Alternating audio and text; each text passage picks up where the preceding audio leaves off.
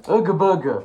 Hey guys, happy New Year's, or should I say happy 3 weeks into the new year, at least as I'm recording this. Yeah, I don't know, this video has been getting delayed a lot by me. This was supposed to come out earlier, like last week or something, but I actually haven't even had time to film it until now. So, yeah. Anyways, welcome to the video. Welcome to Nico Reviews. And today, we're going to be doing the biggest project I have done yet on this channel, and that is reviewing every single movie I watched in 2022 that came out in 2022. Now, I wanted to do this because I included a movie, I included Babylon, which I actually watched last week, meaning it doesn't really count, but at the same time, I decided, yeah, sure, whatever. So I want to do this before I watch other movies that came out in 2022, I don't know, The Whale or something, so I can just have this all out of the way. Plus, I know it's going to be a long video because I have a lot to say about these films, and there are 47 of them that I watched this year. I have it all right here on my laptop, so I guess we shall start. Before we go on, let me just say 2022 was such a great year for movies. I mean, my favorite movie of all time came out this year, which you will all see what it is. And a lot of genuinely great movies came out this year as well, along with some very crappy movies, which is what we're gonna start off with. So let's start off this list with... Yeah, this is a pretty big hot take. I hated X. I hate this movie, and I hate the fact that I own it on Blu-ray. X is just a movie that didn't really resonate with me that well. I understand why many people like it and they find it interesting, but to me, X is just a starring Kid Cudi with some old people stuff, and I don't like it. I feel like it's only shocking for the sake of being shocking. It's not scary. The kills aren't interesting. And yeah, I get what the main villain, what the point is, but it's some of the most basic generic crap out there. And it's just gory and all this just for the sake of being it. It doesn't have anything to it, Unlike another movie, which we will be talking about later on this list. But yeah, I really didn't like X. Kinda sad I don't have that much to say about it. Just a with Kid Cudi. But Jenna Ortega, I mean... Hit me up, Seems today that all you see is violence in movies and sex on TV. Ice Age Adventures of Buck Wild is a movie that came out this year that I didn't even finish watching. I got 40 minutes through and I gave up on it. I gave up all hope on it. All I can say for this film is that it's better than X because at least it's not a with Kid Cudi in it. 2022 was the year that I first watched the original Texas Chainsaw Massacre, and I absolutely loved it. Look, I have the cool steelbook. It's awesome. I love the steelbook so much.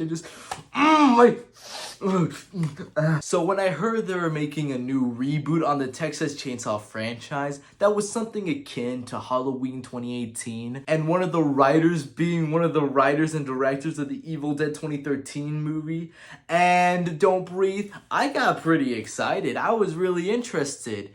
And yeah, it's just absolute doo-doo. All the characters are uninteresting, plain, boring, bland. They're all I really wanted them all to die, so that says a lot about the movie, doesn't it? Hey guys, I'm using my camera and it's a complete piece of garbage. My camera has a camcorder, meaning it doesn't have good lighting, and I'm using my phone as a flashlight because look what happens if I don't. You can barely make out my face. And guess what I'm using as a tripod for my phone? That's right, a couple of video game boxes. My PS5 box, my PS4 box, and my Atari Flashback box. And I really want to sell that console. But here we go. I guess it's moving on to the next movie. So let's keep on moving. Where did you get that costume, young man? My mom made it. Yig hey! Yig hey! I wouldn't call myself the biggest Halloween fan. I mean, I enjoy some of the movies. Not all of them, but at least I enjoy some of them. But it's not like I'm a huge Halloween fan. I don't really love the series that much. I don't really worship it. I don't really buy all the movies as I can. I just kind of enjoy the series here and there. Okay, all jokes aside, I'm a pretty big Halloween fan. I've been a Halloween fan ever since I saw 2018's Halloween. And honestly, I mean, you already saw my huge collection of Halloween movies, but that's barely scratching the surface. Oh, and this Michael Myers mask, which if you've seen the other Nika reviews, you must already know because he's always on this light that I'm using right now to at least try to get some more lighting out of this crappy camcorder. But I think Halloween Ends is a very big disappointment. I think it's the worst Halloween movie I've ever seen. That's right, even worse than the infamous Rob Zombie Halloween 2, which I own on DVD. Yeah, it's even worse than that. It adds nothing, it's completely stupid, and everything about it is just bad, and my phone just rang, thank you a lot. And everything about it is just bad. Honestly, you have to watch it for yourself. If you're a big Halloween fan and you haven't seen it, just skip out on it. I liked Halloween Kills. I'm one of those people that liked that. And yet, I hated Halloween Ends. It's basically the complete opposite of 2018 in Kills, and yeah, it kind of sucks. This flashlight is like... Jesus, man! I just dropped the phone stand. Hold on. This flashlight is getting in my eyes and it's bothering me. The things I do for YouTube, huh? This makes me look like I'm a 2010s YouTuber. Wow. Okay, moving on. Poop! He's pooped his pants! Last year when we got the Die Wimpy Kid animated film, I was kind of excited to go watch it until I saw the trailer and... Oh, yeah, let's just say that 2021's Diary of a Wimpy Kid was a huge disappointment. And that's kind of an understatement. It really did suck, which is really disappointing because the live action films were great. It followed too much closely to the book, it was too short, and its animation is ugly as hell. So when I heard they were making Roderick Rules for this year last year, I got kind of excited. Maybe they'll improve on it. Maybe they'll do some new stuff. Nope, it's the complete same as 2021's Diary of a Wimpy Kid, but it's longer, and it's boring, and it's worse. So that's all I really have to say. That's all I have to say. Well, I didn't write Black Panther Token. It isn't my fault it sucked. Why go after me? Oh, okay. I'll let you guys kill me for this opinion. Just watch the rest of the video. Yeah, I didn't like Black Panther Wakanda Forever. I feel like everybody hypes up Wakanda Forever like it's something huge and big and it's gonna blow your mind. But it doesn't. The CGI is still, but it's phase 4, what'd you expect? The acting is... Okay, it's pretty good. I actually really did like Namor's actor. I thought he did a really great job. But yeah, the movie wasn't interesting. The characters weren't interesting. The story was just, I mean, I got it, but like not that interesting. And damn it, now I need to have that blob back because you can't really see that well.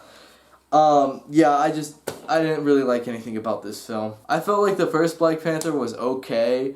Mediocre. It was mediocre at worst. It was okay at best too though, so it wasn't nothing really great. At least I thought some of the directing was interesting, and some of the color grading was kind of good. Here, it's all scraped away. The directing, the color grading, the writing, all trash. Only thing that really redeems this film is the acting. Also, Ironheart, what was the point, man? Just introduce her some other way, a better way, you know, give her an actual character instead of having her stand around and do nothing. Yeah, I'm sorry, I don't like Wakanda Forever, okay? And whoa, all you 40-year-old white virgins out there who want to kill me, just wait until the video's done, remember? I think my scary, otherworldly, shadowy spirit friends might have something to say about that. When I heard Henry Selick was coming back and teaming up with Jordan Peele, I got really hyped. And then they out this abomination. I hate Wendell and Wild. It's so boring, unoriginal, it's so kiddie, it's everything Henry Selick wasn't. Except for Monkey Bone, but we don't talk about Monkey Bone. Yeah, I don't like it, man. Come on. From the director of Coraline, and The Nightmare Before Christmas, and James and the Giant Peach. Hell, and even Monkey Bone. Monkey Bone is better than this. Hey! Hey, the Easter Bunny is here. Happy Easter. Here's a funny story. The day before sophomore year started, I asked my friend if he just wanted to hang out. So we walked around the mall and then we went down to the local AMC, which, by the way, I just want to say this real quick because I don't think I'll ever be able to say this again unless I make a full-on video about it. But AMC sucks! They completely sucks. Especially the one near my house, man. That one is terrible. The only good redeeming quality over there is Dolby Cinema and IMAX. But if you're not going to either one of those, then just don't go to that IMAX. Dude, so we're watching Black Adam. We're watching Black Adam. It's just Oh my school announcement starts coming on. dude, what the hell? Yo. What the f? Nah, bro. Thousands of movies I've seen, this has never happened. What the f? Bro, we did get Come on here, man. Anyways, we wanted to watch a movie, so we looked at what to watch. And, well, my friend wanted to watch DC League of Super Pets, but I told him, no, I already watched that like a week ago with my little cousin. I don't want to watch it again. So we decided on Easter Sunday. And I just want to say, Hayden, I am so very sorry. This is one of the blandest comedies I've seen in forever. It made me absolutely just sit there with a straight face like that the entire film. It was just not funny, okay? Not funny, not interesting, not clever. Yeah, it's just take all the comedy movies you love and just like flip them, and that's Easter Sunday. It's not terrible though, but that's what makes it bad. That it's not terrible and that it's not good. It's just a 4 out of 10. That was so good! I think I'm gonna be sick all over cow. Coming off of the successful Don't Look Up, John Apatow has come back to the comedy industry with The Bubble, a movie about a movie being made in 2020 in the year 2022. This movie is kind of bad. I mean, it's sometimes funny, but it suffers what I like to call the Netflix curse. It's basically where a Netflix movie talks about everything that's current and trying to keep up with everybody, but in doing so, lags behind like 10 years and absolutely becomes cringeworthy and everything about that, you know? All of that. Don't Look Up kind of fits into that, but like, it's worse. So...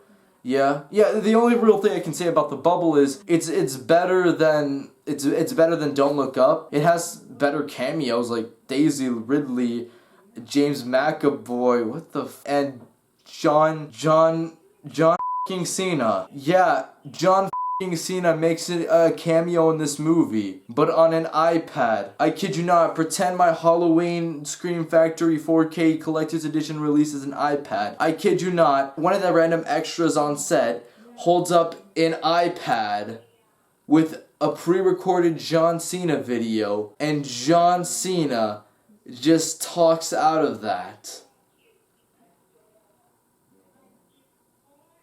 Why? 我很喜欢冰淇淋，但是《速度与激情》中比冰淇淋。 Me and my boy Joshua. Why are you so excited? We're gonna go watch Thor. We about to watch. Bro, Sorry, I can't. you dropping all the popcorn. We are about to go watch Thor. Thor Love and Thunder was nothing. It's just such a run-by movie. It's the movie that basically made everybody realize, yeah, Phase 4 isn't good. The jokes were like, not all of them were funny. Some of them were funny. Yeah, some of them were pretty funny. Not all of them were great. I did like Russell Crowe. He was funny.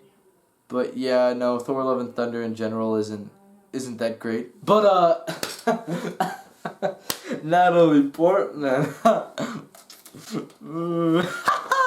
Wait, we might still be able to save it. Oh no! Dun, dun, dun, dun, dun, dun, dun, dun, dun, dun, dun. Okay.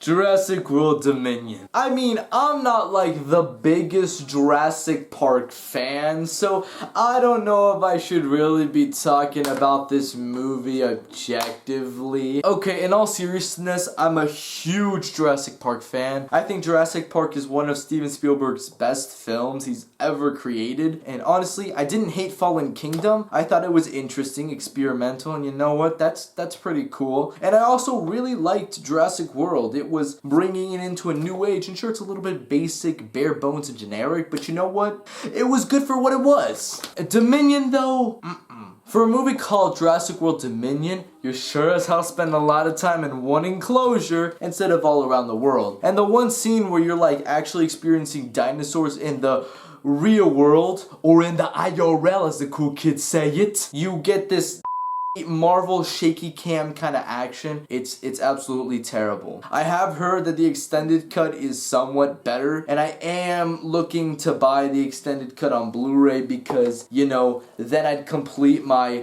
Jurassic World Blu-rays. I'm still really mad about that because I actually want to see the extended cut. But yeah, altogether, I feel like Colin Trevorrow was kind of done dirty without, you know, with being cutting down on such a huge movie and all that. All in all, I can easily say this: I'm glad this made $1 billion and Thor: Love and Thunder didn't. That's all I can really say.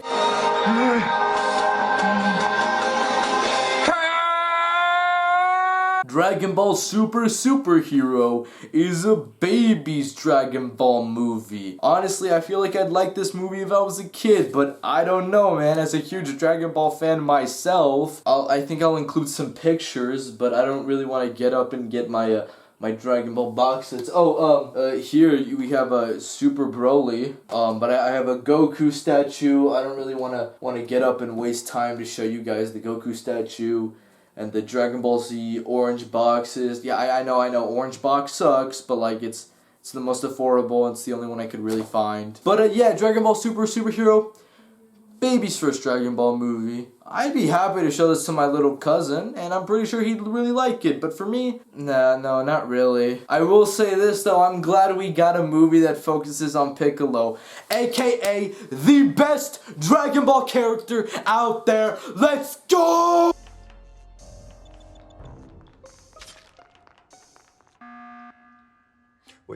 Hold on. What just happened? Wow, Nico, you sure don't like a lot of popular movies this year. I wonder why. Maybe that live stream that you did that proved you were a contrarian made you all insecure about yourself. I don't know why I left my glasses off for like the past few minutes of recording, but I guess I'm not leaving them on. Yeah, I know, Glass Onion and all that, but I didn't like it. I really like Knives Out. I think it's a really good, interesting, well-paced mystery movie. And even though you already know, like, who's the real guy, even though you figure out the mystery before all the characters really do, you still are led off like this kind of broken path in the beginning. Like, oh, did our main character do the killing? Oh, well, that's interesting. Oh, this is interesting. Oh, that's interesting. Glass Onion takes that and breaks it apart. I already knew who the bad guy was going to be the moment Daniel Craig stepped foot on the island. It was just that predictable. I gotta say, that twist about the twins, that was something I wasn't expecting, but I don't think anybody was expecting that either. All I knew was that, you know, Edward Norton was the killer. Oops, spoilers. I think I'm putting that in the title, whatever. But yeah, I honestly think Glass Onion isn't that interesting. Rian Johnson's directing isn't bad. I really do like his directing in this film. It's just the writing where it falls flat, and some of the acting isn't that interesting. Plus, these characters I don't really get to know. Unlike Knives Out, where I got to know all these characters, like, in the beginning of the movie. Beginning 30 minutes, I already know all these characters, their motives, and their purpose. These characters, I don't know. All I'm gonna really say now is, put Dave Bautista in more movies. It's Morbin time. Yeah. I'm pretty sure all of you guys were absolutely terrified when I skimmed through the 1s, 2s, 3s, and 4s without having this movie on, and now skimming through all the 5s without having this movie. But yeah, Morbius isn't terrible. I'm sorry, but like, Morbius isn't a terrible movie. I feel like a lot of people forgot that we got movies like Daredevil, Blade Trinity, a lot of other superhero movies that came out before and after Spider-Man that are really bad. I have a bad one. Right here. People probably forgot we had this. Morbius is like 10 times better than this. That was like a divorce gift from my dad. I love you, Dad. Thank you. That was awesome. But yeah, Morbius is not that bad. It's not as bad as I thought it was gonna be. Y'all were kind of crazy on it, dogging on it. It's so stupid, I feel like I find it enjoyable. It's so boring that I'm really invested. And the writing is so stupid, terrible, and just that I actually really like it. And the directing is so basic and bare bones and slow motion that I'm really into it. It's one of those rare movies where everything I dislike from a movie goes into making me like it. But all in all, I have to accept that it's very mid, so I'm just gonna do a fine line. There's a lot of stuff I really like, ironically, and of course everything else I know that sucks about this movie. And also, I am begging Sony to hire me to direct Morbius 2. I will do a fantastic job.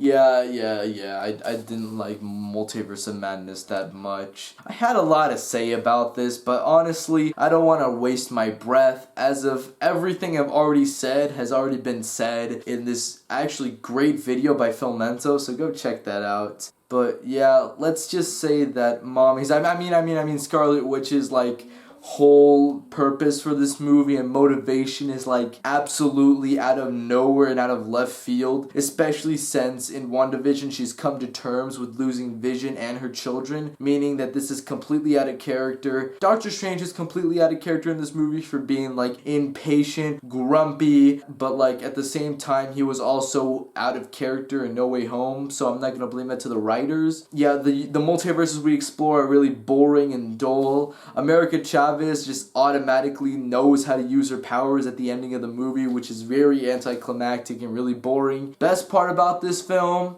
Wong and Sam Raimi. Do I need to say more? This film takes place less than a year after the September 11th terrorist attacks.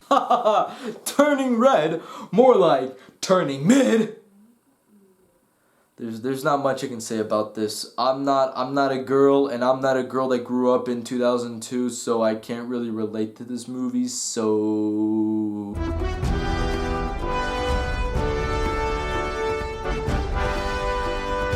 Okay, I'm gonna get this out of the way. I'm a huge fan of Naughty Dog games. Most importantly, I'm a huge fan of The Last of Us and Uncharted series. And I've got to tell you, when they announced that they were making an Uncharted movie, I got really skeptical. I thought it was gonna suck. I thought it was gonna be boring, bland, and generic. It is bland and generic, but it's not boring, I'll give it that, okay? I feel like for an Uncharted movie, it definitely hits what it's supposed to feel like. I will say Tom Holland never sold me as Nathan Drake that much, but honestly, I mean, you could have gotten worse. Mark Wahlberg is not Sully though. Of course I know what made Sony think, let's hire Mark Wahlberg and Tom Holland and get Antonio Banderas. Wait, what the f***?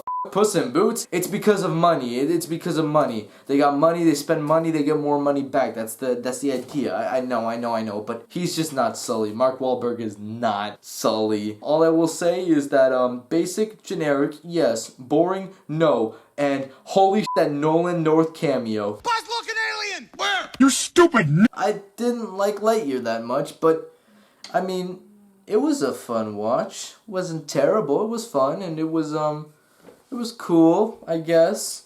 I just remembered that I forgot everything that really happened in the movie, except for when the cat spazzed out.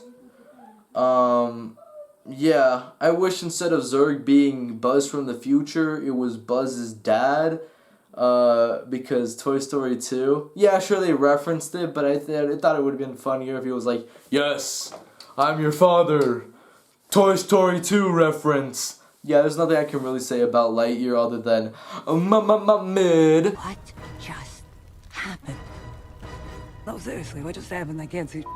I am so sorry about the last transition. Anyway, DC League of Super Pets. I feel like for a kid's movie, this is fine. I mean, my little cousin liked it, so like, I guess it's fine. And for a DC fan, I liked some of the Easter eggs they sprinkled in. Are you dialing Earth 1 or Earth 2? I like that. I like the little sprinkles. I get you, DC. I get you, writers. I get you, chickiness. I will say this. The Rock is surprisingly great at voice acting. Kevin Hart isn't, though, which is surprising because Kevin Hart was in Captain Underpants and he did an amazing job in that movie.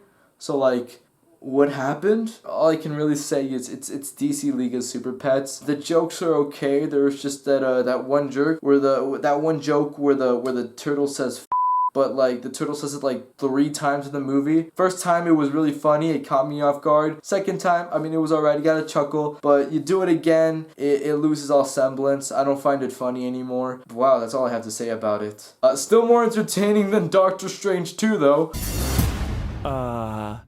Meow? Chip 'n Dale Rescue Rangers. The movie has nothing to do with the original Chip 'n Dale except for the fact that they're apparently older and they live in an animated world. But now it's an animated live-action hybrid. Yeah, no, I don't know what this had to do with the original Chip 'n Dale. I mean, was it terrible? No, it was pretty fun here and there. It's just that wasn't anything special. Some of the jokes were pretty funny. I will say that. Ugly Sonic. I mean, that actually got a pretty cool laugh out of me. I thought Ugly Sonic was kind of funny. Tim Robinson was probably the best voice for it, I'm not gonna lie. Yeah, overall, I don't really remember much that happened in that movie except for like all the animation coming together.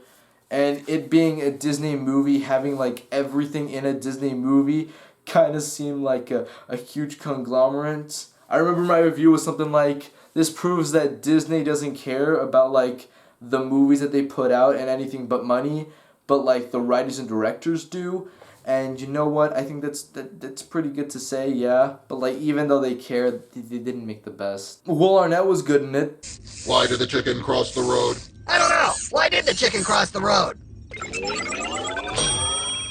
Weed eater. Aqua Teen Forever Plantasm was disappointing, but still funny. I mean, it's funny, but it's like nothing special, and that's all I really have to say about the movie. So, yay! Black Adam was kind of cool. I think it's better than every single Phase 4 Marvel movie, mostly because, yes, the CGI is better, but also some of the acting is also kind of good. I know a lot of people don't like The Rock's acting in the movie, but I have to say, I found it kind of endearing. I didn't like that little kid, though. That little kid was like, he was annoying, and he was a bad actor. And what was that other actor's name? That dude who's always in those Netflix rom-coms? Noah Centineo. Wait. I'm Latino. I can say it. Noah Centineo. What the? Noah Centineo. Noah Centineo. Noah Centino. Yeah, however the you pronounce that. Like, if his last name is Latino, I'm Latino and I can't even pronounce it. What the fuck kind of last name you got, Noah? Yeah, I don't like him. Mostly because he's in those Netflix rom-coms and he's a pretty bad actor. And he's also Ant-Man and Deadpool, like, combined. But of course, he sucks at it. No offense to the guy. I'm pretty sure he's a nice person IRL. But, like, yeah, he was probably the worst aspect of it. Yeah, Black Adam was pretty fun, okay? That's the only reason why it's higher than all the Phase 4, because at least it was really fun and at least it made sense. Kinda sad that they brought back Superman and then they fired him. But you know what? I am not gonna mess with James Gunn. He knows what he's doing. James Gunn knows what he's doing. He has made the best superhero / comic book movies I have ever seen. I am going to fully trust him, okay? I'm gonna fully do that, okay? Moving on. I already reviewed this, so, right there, it should be right there. So, go check that out if you actually want to see my honest review, but, I mean, Hey. Can't believe we're doing Big Little Lies and I'm the train guy. I mean, it's basically the same as Violent Night. Take what I said about Violent Night and you can just apply it to Bullet Train, except the directing is better. So, yeah, that's all I really have to say. You stupid Yeah, from somebody who absolutely hates Illumination, let me tell you how quickly I hopped on board this trend. I really was into it. I was really excited to go watch Minions: The Rise of Gru just because everybody was memeing on it. And you know what? It was worth it. Either that or I have a Minion fetish. I don't know which one, but it's actually entertaining, really fun, and hey, take your child to watch it. They'll like it, okay? I will say, out of all of Illumination's films, I think this might be the second, if not the best Illumination movie, strictly because of its enjoyment. Like, I was surprised that I was enjoyed with this film. Like, I found enjoyment in this film, unlike all of other Illumination movies that are just boring, except for Despicable Me 1 and 2. Despicable Me 1 and 2 were pretty fun. All the other Illumination movies are only fun if you watch them with friends because they're boring otherwise. Minions: The Rise of Gru. I mean, I could see myself buying it on 4K for the shelf, but like if it's like, I don't know, $4 or something. Definitely a fun watch though, I'm not gonna lie. Cartman, you are the bad guy, not us. Nuh-uh, you guys are the bad guy. Let's just say I wasn't that positive for the bad guys. But I'm really glad my mom and my little sister dragged me to go watch it with them because it was surprisingly fun. I will say this, it was very, very fun. I really did like the Pulp Fiction reference at the beginning. That was pretty cute. But yeah, no, it's really good. Craig Robinson as the shark, amazing. Also, Awkwafina like barely talks in the movie, so like you're already getting a 10 out of 10 if she doesn't talk. If she barely talks, you're scraping an 8 out of 10. Alright, come on, Brian. I don't want to miss the black phone with that white guy. The black phone consisted of me having my arms like this and sitting looking at the screen like this every time a scare would pop up.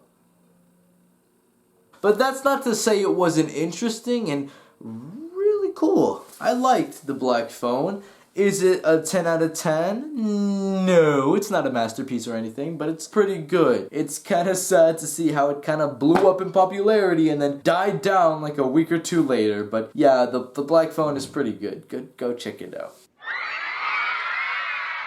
What?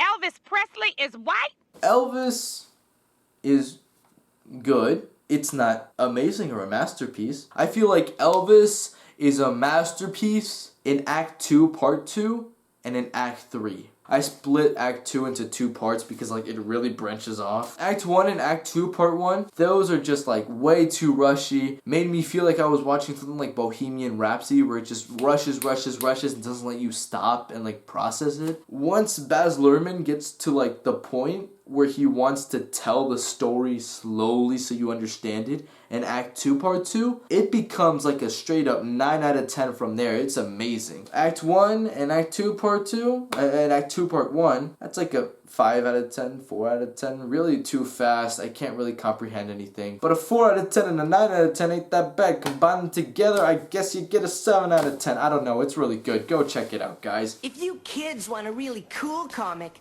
check out P-Brain and Nuthead. I remember on a layover in Colorado to go to Cancun with my family, I saw that Beavis and Butthead Do America was free on YouTube. And I watched that movie the entirety of the layover and I couldn't stop cracking up. Now I'm glad to say I have the DVD of Do America. I am looking to get the Blu-ray soon to upgrade it, but for now I have the DVD and I can easily say that even rewatching it, it still made me crack up a lot. Definitely better when you go into it firsthand blind. Wow. A blind Beavis and Butthead Do the Universe? Pretty good too. Is it as good as Do America? No, definitely not. In fact, I think they do more in Do America than Do the Universe, but I feel like that's mostly budget constraints. Other than that, Do the Universe is one of the best ways to resurrect an old forgotten TV show, and it's really funny. Like, really pretty funny, so Go check it out. It's like middle school humor, but like middle school humor that's like actually funny. Actually, that's like genuinely Beavis and Butthead. So go check it out.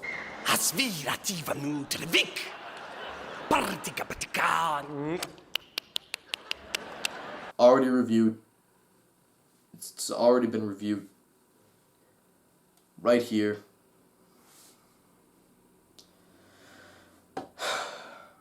She on the plane, on the plane, she on the plane, on the plane, she on the plane, she on the plane,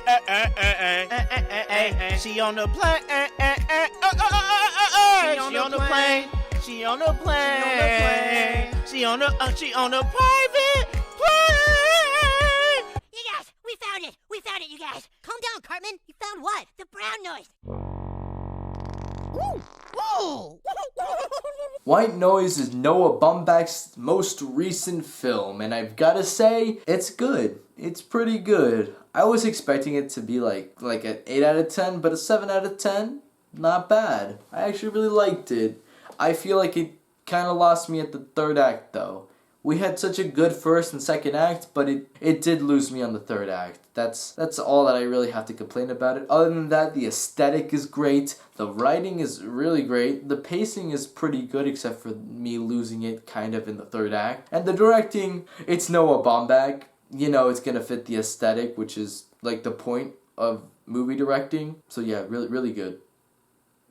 Go check it out. No time, Mom. The girl I stalk has field hockey practice at 8. I love a red-cheeked barbarian.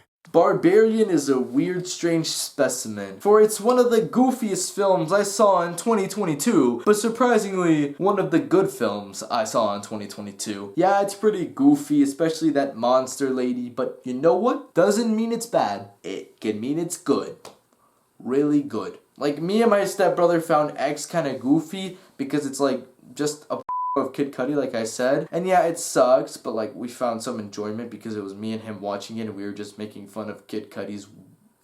Barbarian is actually good and has you sitting there and actually interested. But yeah, it's a pretty goofy movie that's actually pretty good. So I'll leave this one off by saying, put Justin Long in more movies, guys! Not to be confused with a mongoloid like the actor Nicolas Cage. The Unbearable Weight of Massive Talent is just fun. It's dumb fun. I took my mom to watch this and she loved it, okay? It's just dumb fun. I hope Nick Cage returns. I really, really missed him in movies. So yeah, Unbearable Weight of Massive Talent. Really great!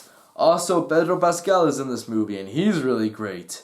Can't wait to see him as Joel later tonight. Oh yeah, I'm recording this on the 15th. Did I say I'm recording this on the 15th? I think I did. Wow, I only have 40 more minutes and then it's The Last of Us show premiere. Oh dear. Pepper has left Teddy on the aeroplane. Top Gun Maverick was one of the most incredible experiences I ever had in the movie theater because it was the first movie I ever watched in 4DX in Houston. If you don't know what 4DX is, it's basically you sit down in a chair and it's like an amusement park, and while you're watching this movie that's like 2 hours long, the chair is moving you up and down whenever you're in the cockpit of a plane, and it's like spraying you, and there's wind, and there's light effects, and there's fire, and all that stuff, and it really felt like Tom Cruise was just like inside of me, like moving around with this airplane. It was really crazy, and it actually made me more immersed into the movie because it only moved when I was in the cockpit, so like it actually had like point to it, if you know what I mean. The greatest movie to watch in 4DX. Really good movie. Yeah, I'm really glad this one I'm really glad this was the highest grossing film of 2022. It deserved it. Well, that does it for our crossover episode. Thanks for coming, cast of Bob's Burgers. I'm controller of Planet X. Okay, hear me out. The Bob's Burger movie is a movie that really grew on me. It's really funny, really entertaining, and I really hope it gets nominated for Best Animated Feature Film, even though I know it won't. Fallen. Apples, apples, apples, apples. She believed in Newton's stars, but she believed in Newton's laws. If you kick a ball across the carpet, it will just roll, there's nothing to stop it. You're more like love, the first law of motion. I'm more of the second law of motion. But I really hope it gets the recognition it deserves because it's honestly really fun and really great. I loved the movie, okay? I had a fun time and it grew on me a lot. Hooray for the Bob's Burger movie. Hip hip hooray. Hip hip hooray. Do you play any Kid Cudi? Okay. Alright, here we are. The top 10 movies of 2022. Number 10, we've got 3,000 Years of Longing. I will say this, it's really fun, really entertaining, really great, and honestly, really good. Yeah, I'll just leave it at that. You know, it's a really good movie. My entire theater was packed opening weekend of this movie, and I was the youngest person in the entire theater. No joke. It was just me. I went alone, and I was the youngest person. It was all filled with like 40-year-olds and 50-year-olds and 60-year-olds, and they're all just like sitting around me, and I was just a 15-year-old kind of like sitting there with like my popcorn and my no, I didn't even have popcorn for this one. I just had water in my hand, just drinking, and I kid you not, like halfway through the movie, the dude sitting next to me fell asleep and just like woke up when there was like a loud sound. It was kind of like this. It was pretty funny. Really cool experience. Sonic, you gotta help me, man! No! Yeah, I know y'all were terrified when I skimmed through all of the other ratings without this movie on it. But let me tell you, this movie deserves the top 9. Okay? This movie deserves it. Say I'm on and sail tonight, I'm home. Kid Cudi. Maybe it's because I'm a huge Sonic fan, okay? But I am telling you right now, Sonic Movie 2 was one of the best experiences in a movie theater I had this year, which is also probably because I brought a bunch of friends to go watch it, and we just laughed and had fun throughout the entire movie. But I absolutely love this movie, and this movie deserves Best Picture. That's not true, but it does deserve to get nominated for Best Picture. I will say that. Can you see the sun is shining on me? It makes me feel so free, so alive. It makes me want to survive. And the sky, it makes me feel so high. The bad times pass me by yesterday. Woo! I just ordered tickets to Sonic 2. Me and a bunch of other friends are going. We got a Jewish kid, 3 Mexicans, a white kid, and an Asian right here. It's gonna be lit as F. Tails doll. Why didn't they have this in the original movie? If Shadow isn't in Sonic the Hedgehog 2's post-credit scene, or at least in the movie somehow, I might just have to... Just kidding. But hey, I am watching Sonic 2 tomorrow night. Raise the roof. Guys, we're at the Sonic movie. Look what we got. Sonic comic book and Sonic poster. Got that merch.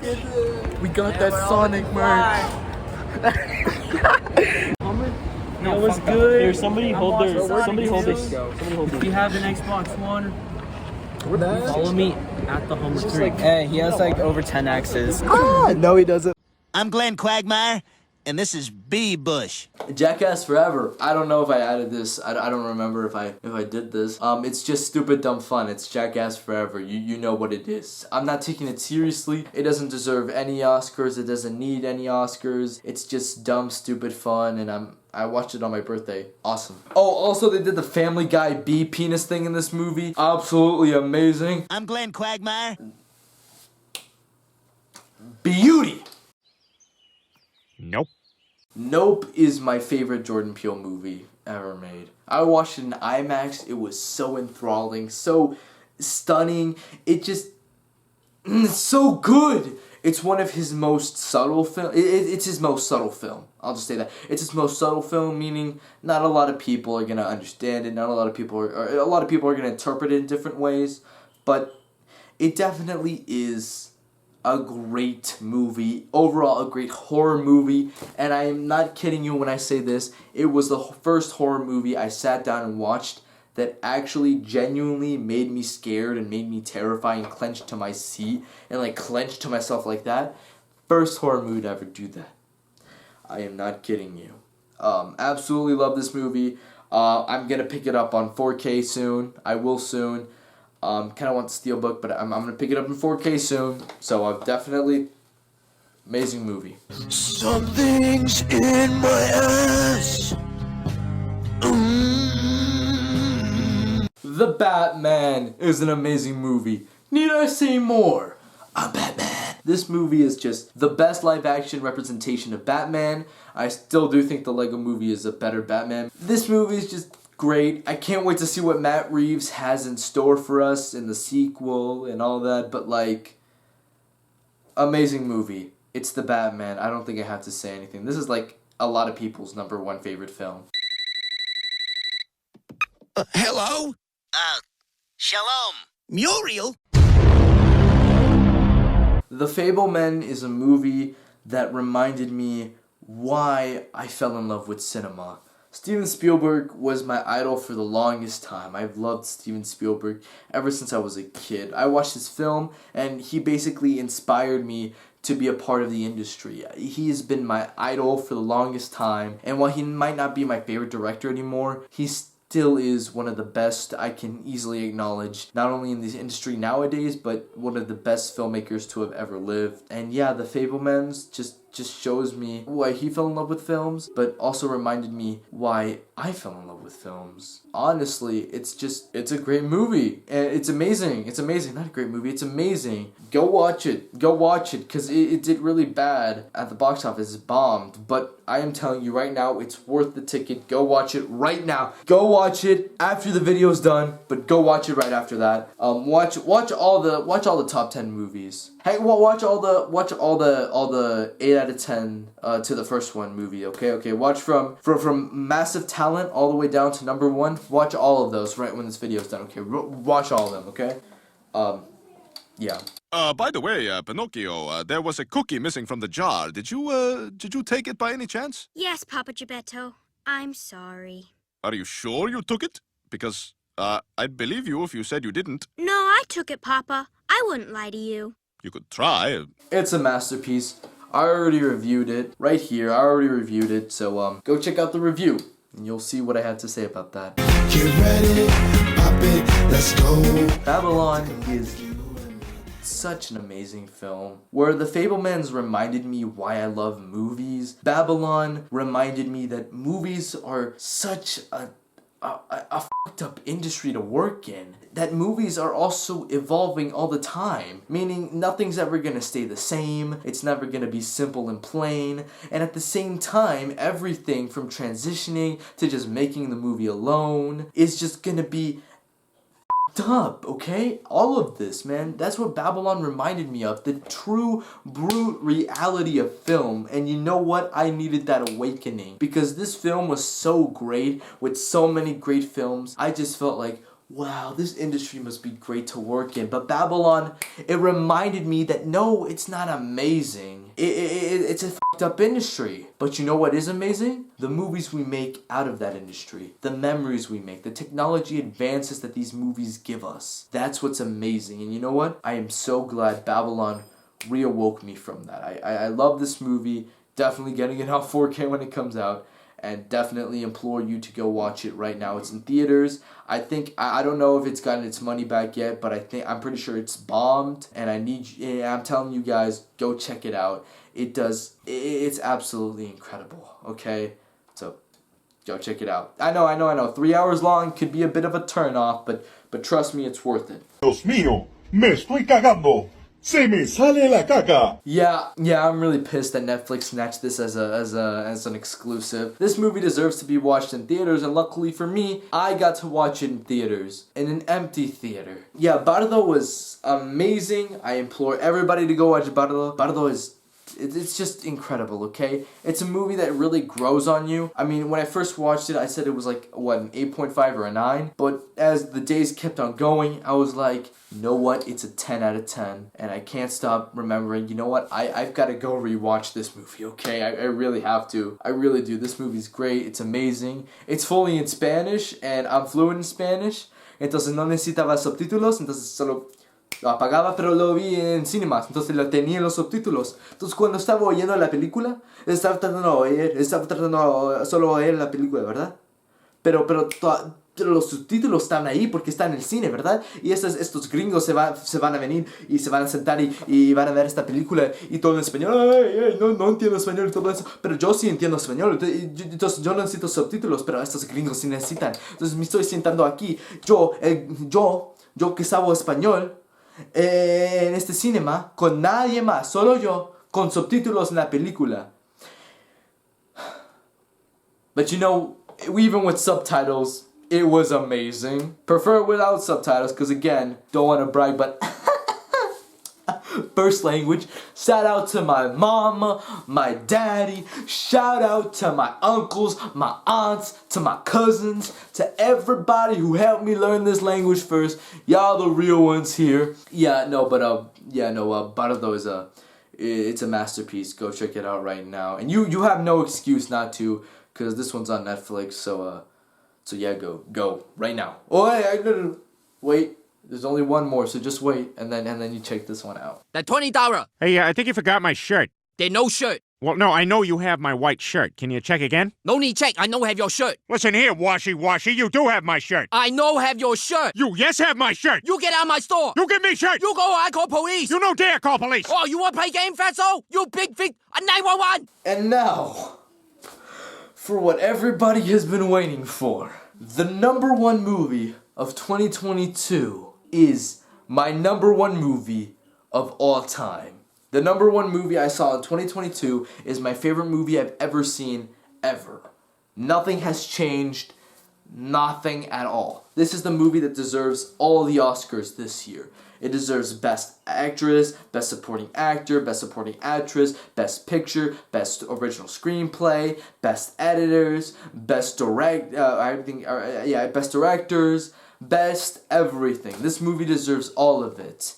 Best costume design, best choreography, best I don't know about soundtrack. I think Babylon I think Babylon's better, but still deserves it. This movie is a movie that if you know me, you already know what I'm talking about, cuz I haven't been able to shut up about this movie for forever. I think I mentioned it in one of my previous reviews, the Pinocchio one I think I did. The best movie of 2021 and Nico's #1 movie of all time, the movie you should all watch, is Raid Shadow Legends. Raid Shadow Legends. Just kidding. That was a joke. It's Everything Everywhere All at Once. Yeah, it's Everything Everywhere All at Once. Whereas The Fablemans reminded me why I fell in love with cinema, and Babylon reminded me that cinema is so f***ed up. Everything Everywhere All at Once reminded me that no matter how f***ed up cinema is, and no matter how you found out, and no matter how you fell in love with it, or your ideas on film, or anything like that, film is art. It's something that it's a canvas. It's a blank canvas that you fill out with each film millimeter strip with absolute perfection. And it's nothing supposed to be internal. It's not even about film. It's about its own thing. It's its own thing. It's separate from film. Unlike Babylon or The Fablemans where they're actually talking about film, it's just a multiversal movie. I've already done a review on it. It was a school project actually right here. I strongly suggest you watch Everything Everywhere All at Once spoiler free. All these other ones, I also suggest you watch spoiler free, but this one's 100% spoiler free. I suggest you go watch it without knowing anything. Moving on. This movie is absolutely incredible. The multiverse, I love how it's used here. I love everything about it, hopping back and forth, and the theme. What sound does the letter make? What sound does the letter make? Put it all together. Now you heard. Sound it all out. Now you read in words. A say apple.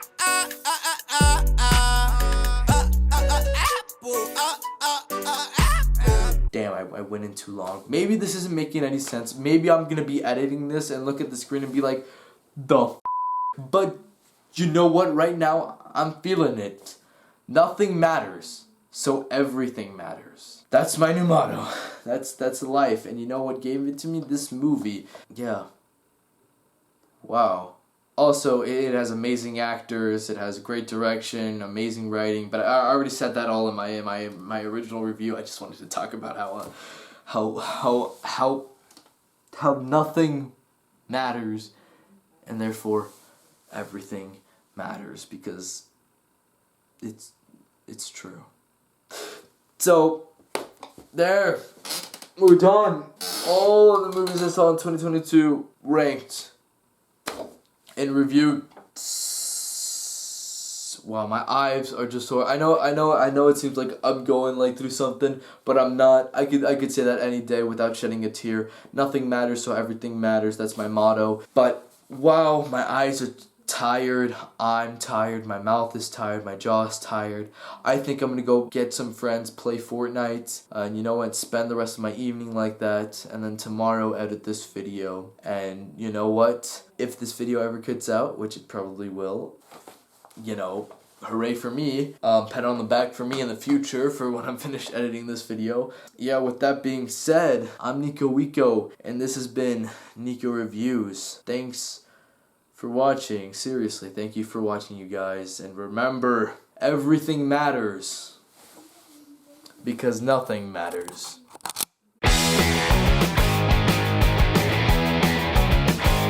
I did it.